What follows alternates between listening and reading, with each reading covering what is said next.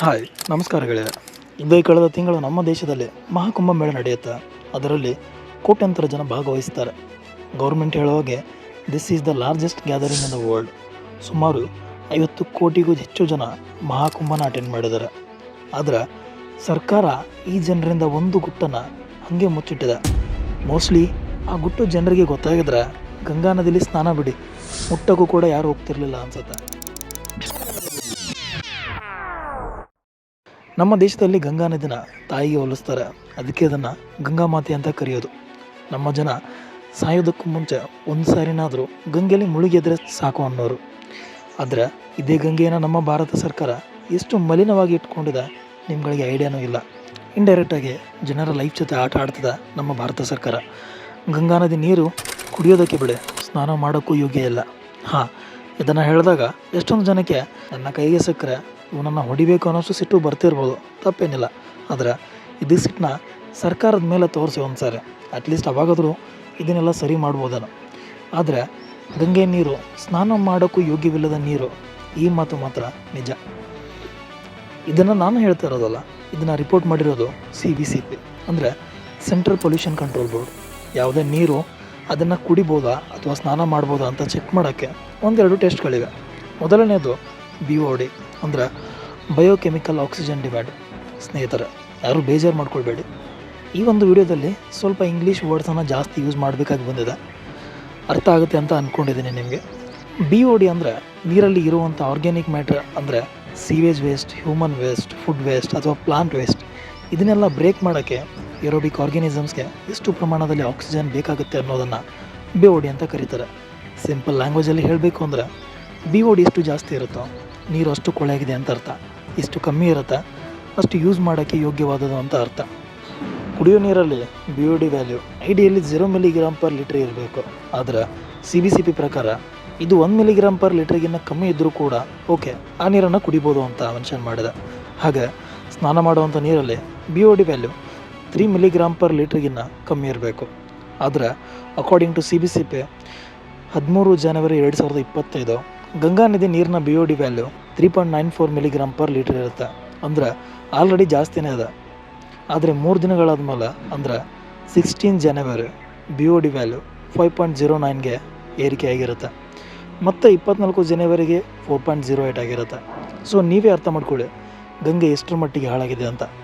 ಇನ್ನು ಇದೇ CBCP February 3ರ ರಿಪೋರ್ಟ್ನಲ್ಲಿ ಹೇಳುತ್ತೆ, ಗಂಗಾ ನದಿ ನೀರಲ್ಲಿ faecal coliform bacteria level maximum ಲಿಮಿಟ್ಗಿಂತ ಜಾಸ್ತಿ ಇದೆ ಅಂತ.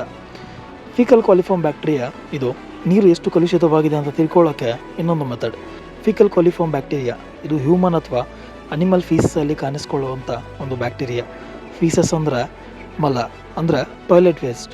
ಫೀಸಸ್ಸಲ್ಲಿ ಫೀಕಲ್ ಕೊಲಿಫಾರ್ಮ್ ಬ್ಯಾಕ್ಟೀರಿಯಾ ಅತಿ ಹೆಚ್ಚು ಪ್ರಮಾಣದಲ್ಲಿ ಕಾಣಿಸ್ಕೊಳ್ಳುತ್ತೆ. According to ministry of urban development government of India, ನೀರಲ್ಲಿ ಫೀಕಲ್ ಕೊಲಿಫಾರ್ಮ್ನ acceptable level 500 MPN/100 ml and maximum limit 2500 MPN/100 ml.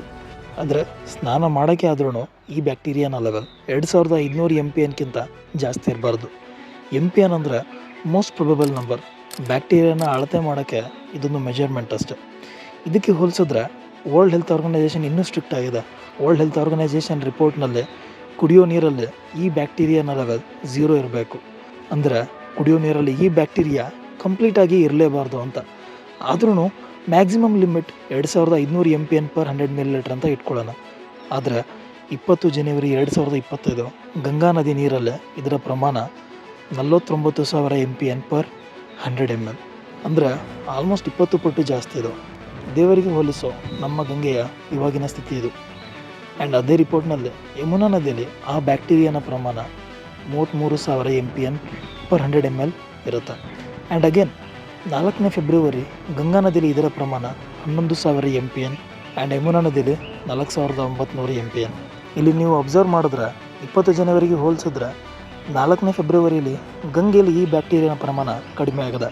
ಯಾಕಂದರೆ ಕುಂಭಮೇಳದ ಟೈಮಲ್ಲಿ ಗಂಗೆಗೆ ಫ್ರೆಶ್ ವಾಟರ್ನ ಬಿಡಲಾಗ್ತಿತ್ತು, ಸೊ ದ್ಯಾಟ್ ಕಲುಷಿತ ಆಗಿರುವಂಥ ನೀರು ಡೈಲ್ಯೂಟ್ ಆಗಲಿ ಅಂತ. ಇದೊಂದೇ ನೋಡಿ ನಮ್ಮ ಸರ್ಕಾರ ಮಾಡಿರುವಂಥ ಒಂದೇ ಒಂದು ಒಳ್ಳೆಯ ಕೆಲಸ. CBCPಯು ನದಿಯ ಸುಮಾರು ಭಾಗದಲ್ಲಿ ಟೆಸ್ಟ್ ಮಾಡಲಾಗಿದೆ. ಬಟ್ ಕೊನೆಗೆ ಹೇಳಿರೋದು ಒಂದೇ, ನದಿಯ ಯಾವುದೇ ಭಾಗದಲ್ಲಿನ ನೀರು ಕುಡಿಯೋದಕ್ಕಾಗಲಿ ಅಥವಾ ಸ್ನಾನಕ್ಕಾಗಲಿ ಯೋಗ್ಯ ಇಲ್ಲ ಅಂತ. ಸೀವೇಜ್ ವೇಸ್ಟ್ನ ಡೈರೆಕ್ಟಾಗಿ ನದಿಗೆ ಬಿಡ್ತಿರೋದೇ ಅದಕ್ಕೆ ಮೇನ್ ರೀಸನ್. ನಿಮಗೆ ಐಡಿಯಾನೂ ಇಲ್ಲ, ಇಂಥ ನೀರಲ್ಲಿ ಸ್ನಾನ ಮಾಡೋದ್ರಿಂದ ಸುಮಾರು ಥರದ ಸ್ಕಿನ್ ಡಿಸೀಸಸ್ ಮತ್ತು ಗ್ಯಾಸ್ಟ್ರೋ ಇಂಟೆಸ್ಟಿನಲ್ ಡಿಸೀಸಸ್ ಬರುತ್ತೆ. ಅದರಲ್ಲೂ ಪರ್ಟಿಕ್ಯುಲರ್ಲಿ ನೀರಲ್ಲಿ ಫೀಕಲ್ ಕೊಲಿಫಾರ್ಮ್ ಬ್ಯಾಕ್ಟೀರಿಯಾ ಲೆವೆಲ್ ಜಾಸ್ತಿ ಇದ್ದರೆ ಕಾಲರಾ, ಟೈಫಾಯ್ಡ್, ಹೆಪಟೈಟಿಸ್ ಥರದ ಹಲವು ರೋಗ ಬರುತ್ತೆ.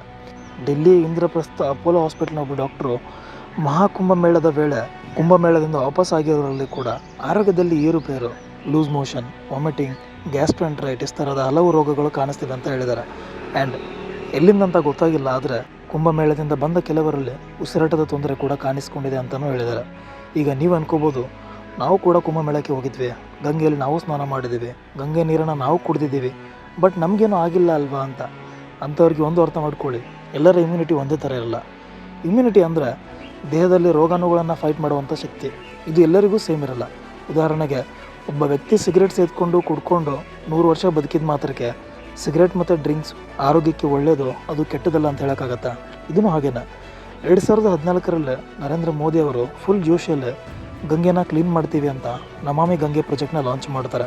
ಆ್ಯಂಡ್ ರಿಪೋರ್ಟ್ ಪ್ರಕಾರ 2023 ಅಷ್ಟೊತ್ತಿಗೆ ಗೌರ್ಮೆಂಟ್ 33,000 ಕೋಟಿ ಹಣನ ಈ ಒಂದು ಪ್ರಾಜೆಕ್ಟಲ್ಲಿ ಖರ್ಚು ಮಾಡ್ತಾರೆ. ಹಾಗೆ 2024 ಹೊತ್ತಿಗೆ ಅದು 40,000 ಕೋಟಿನ ಕ್ರಾಸ್ ಮಾಡುತ್ತೆ. ಆದರೆ ರಿಸಲ್ಟ್ ಏನು? ನೀರು ಕುಡಿಯೋಕ್ಕೆ ಮತ್ತು ಸ್ನಾನಕ್ಕೆ ಗಂಗೆ ನೀರು ಚೆನ್ನಾಗಿದೆ ಅಂತ ಫೇಕ್ ರಿಪೋರ್ಟ್ಸ್ನ ರೆಡಿ ಮಾಡ್ತಾರೆ.